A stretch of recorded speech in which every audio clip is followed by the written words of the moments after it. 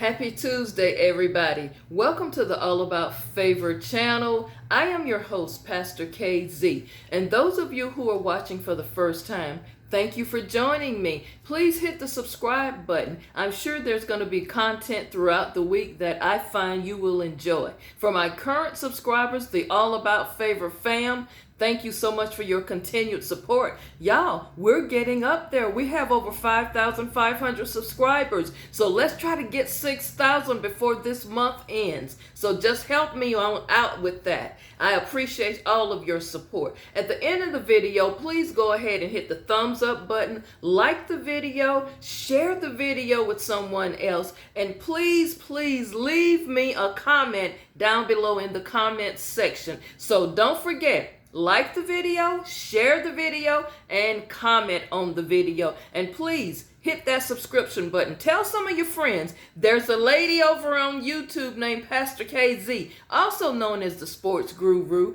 Please go ahead and subscribe to her channel. Now let's get right into it. As I stated at the beginning of the month, it is Black History Month, our African heritage, and I will be supporting and repping some of the HBCU schools. On last week, I think you noticed I repped FAMU, Florida A&M University. The week before, I represented Valdosta State University. Today, I'm back in Florida, Bethune-Cookman University, Wildcats. So I am supporting the university of all of the universities rather that are HBCUs that I can in the state of Florida. But today's representation is Bethune-Cookman University, located in Daytona, Florida, Volusia County. So when y'all get a chance, ride on up there to Volusia County. Daytona got some nice beaches up there, but go and take a tour of Bethune-Cookman University, named after Mary McLeod Bethune. Let's get into it today. I have a question. Why do some people refuse to share their testimony or say they don't have a testimony? It is Testimony Tuesday, and I wanted to ask this question because it came to me in an email. Pastor KZ, I don't really have a testimony. Well, at the expense of sounding too preachy and churchy, honey, if God woke you up this morning, if the Most High got you above ground today and you were able to dress yourself and get up, honey, that's a testimony. See, we're looking for big, ginormous events to occur in our life before you tell anybody about it. But you know what? You got to testify about the small things. Now, I want to throw this out all this week, various times of the week. I'm going to pose this to you. Perhaps there are blockers. Maybe there are some things blocking your blessings. So I want to just talk about some blockers or some hindrances. There are 3 areas of your life. Now, this is, again, just my opinion. This is what I think. There are 3 areas of your life that can be affecting and blocking your blessings. The first thing is your body or physically. The next one is your soul, emotionally. The third thing I think is your spirit or your spirituality.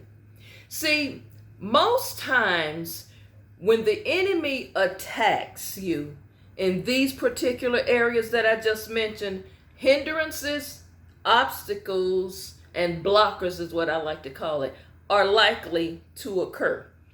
You know, when you keep experiencing blockers, that prolongs and gives you the idea that nothing positive or good is coming your way. What it does is it keeps you from experiencing the good, positive outcomes.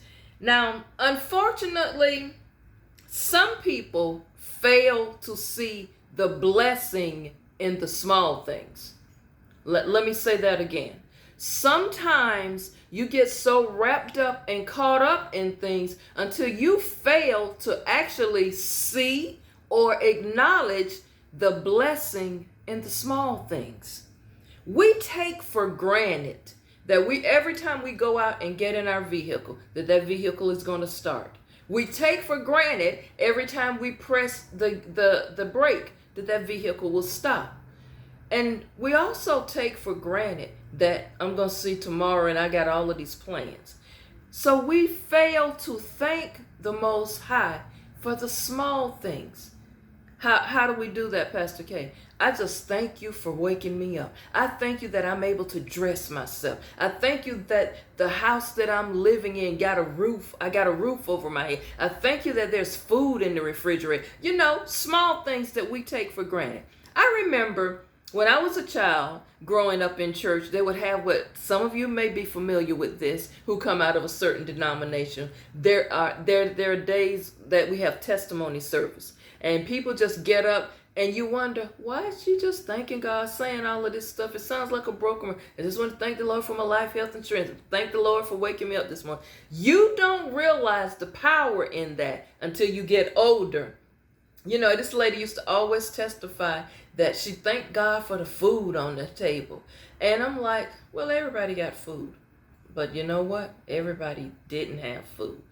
And as I got older, I realized, now I understand why Sister So-and-so always would say that. Because I didn't know they were struggling to put food on the table every day. Now it makes sense why some of the older ladies in the church mothers, the missionaries, the evangelists, they would always be bringing covered dishes to her. On Sunday, everybody, come on, Sister So-and-so, I had some extra of this. Take it on home with you. I never knew that as a child. So as we get older, we develop and learn new things. Now, right, let me say this. Let's start off talking about some physical blockers. Now, if you have unhealthy habits, you need to get them under control right now. What do you mean, Pastor K? Let me say this. Any area that is affecting your physical health, you are going to have to modify your routine and try to get yourself healthy. Because when you're unhealthy, when you're sick, when you don't feel good, that affects your attitude. It affects your mindset. It just affects you in other areas. You don't want to be bothered. I know me. I'm going to talk about me. When I am sick and I don't feel good, I just don't want to be bothered. I just want to hibernate, just to talk myself in, to pray myself through this thing. I just don't want to be bothered, don't want to talk on the phone. So it affects you in all areas. The things that, let me just say this, the things that you all can control, such as, I'm going to give you some illustrations, such as your alcohol intake. Now, some of you know that you drink a little bit too much. You need to reel that in. Reel that in. Another thing that you may be doing is your food intake. Some of you go sit at these buffets and you gorge yourself. Some of that food is just not good for you. Some of you, the way you cook needs to be modified. Sometimes you just got to lay off or minimize the fried foods. Another thing is sleep deprivation. We as a race of people, since it's African Heritage Month, we're going to talk about our race. We black and brown people, we don't get enough rest. We don't get enough sleep. Either you're sleeping too much, and that's another topic, because that's going to deal with something else. That's going to be dealing with depression. I'll deal with that in a few days. But either you're sleeping too much, or you're not getting enough sleep, or your sleep is disrupted or interrupted. You ever had those nights where you go to bed and you wake up 2 hours later, or every night the same time you up? Say you got that 3 o'clock in the morning thing. I'm just woke. You ever had those days? Sometime you got to pull that sleep deprivation and get your sleeping habits straightened out. Also, stress. Stress triggers. It triggers and it sets a whole lot of physical issues in motion.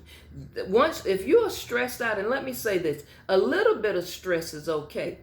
But when you are distressed so bad that you can't function, you're distressed so much so that all you're doing is think about this situation and you're playing something over and over in your mind, or it's just causing anxiety. It's just causing you to have heart palpitations. That type of stress is no good.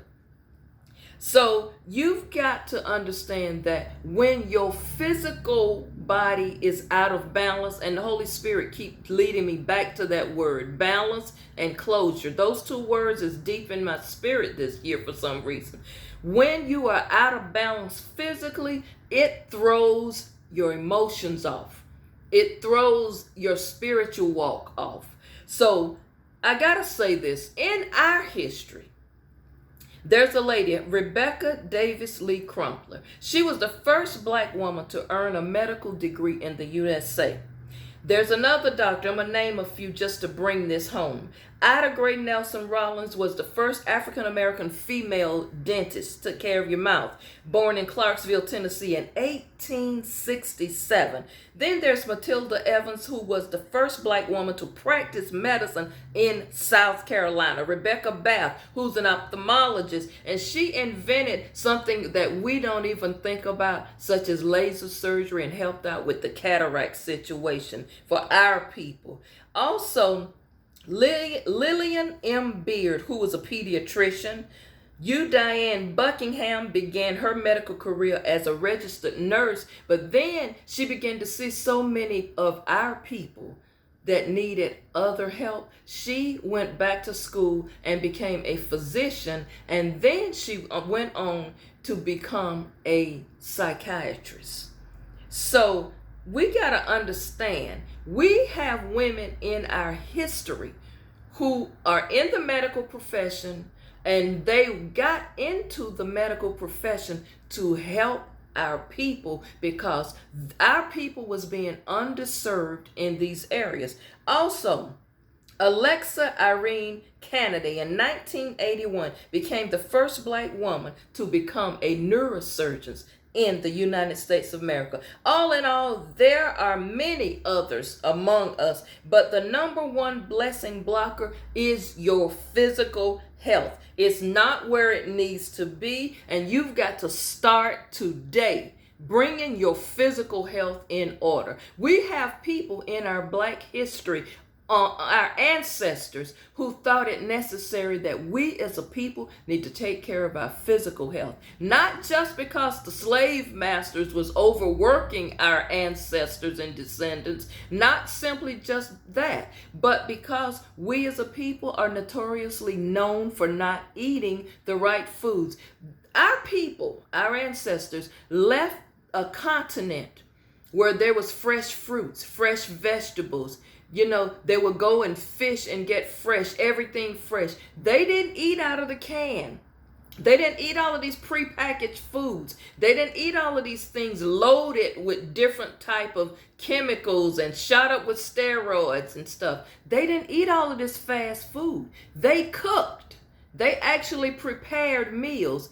I just want to say this. One of the number one blessing blockers is your physical health. If that is one thing that is hindering you this year, I need for everybody to come in agreement with me to say, I am going to start working on my physical health, because this issue is blocking or hindering my blessing. My physical health issues is a problem, and I need to get it taken care of and get it in control. As I told you on last week, many of our sisters today, sisters and brothers, black and brown, have decided, you know what? I've got to get healthy. Got to leave some of this stuff off, and I've got to get off of some of this medication. That's somebody's testimony right there. Somebody has a testimony that you have been healed, you have been delivered, and you have been set free. I urge you today, tell somebody. Tell somebody. All of these stories that we hear from our ancestors about their healings, about the struggles that they had and the way they came through it, you need to tell that so that this generation and the generation to come will bring their physical health in balance.